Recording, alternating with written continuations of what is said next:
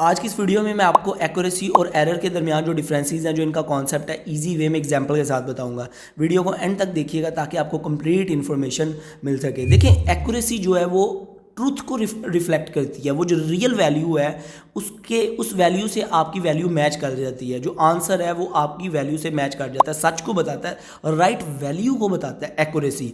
But error जो होता है वो रियल वैल्यू से अलग होता है, ट्रूथ को छुपाता है या ट्रूथ से अलग होता है, फैक्ट एंड फिगर से आप अलग कह सकते हैं। कन्फर्मेशन नहीं होती, रॉन्ग वैल्यू होती है।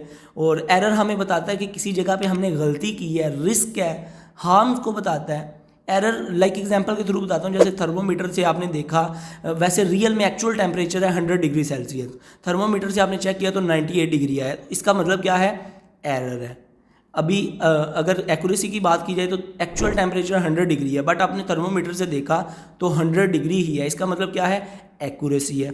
एक्यूरेसी की इंपॉर्टेंस ये है कि ये साइंटिफिकली रिसर्च में इस्तेमाल होती है करेक्ट डाटा को कलेक्ट करने के लिए। बट एरर जो है वो परफॉर्मेंस को कैलकुलेट करने के लिए, कोई मसले मसाइलों को देखने के लिए इस्तेमाल होता है।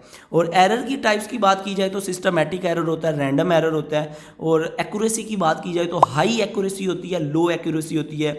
जब आपका आंसर जो है या आपकी जो वैल्यू ओवर रियल वैल्यू के बिल्कुल क्लोज है या बिल्कुल ठीक है, उसको हम कहेंगे हाई एक्यूरेसी। अगर थोड़ी सी दूर है तो फिर लो एक्यूरेसी बोलेंगे।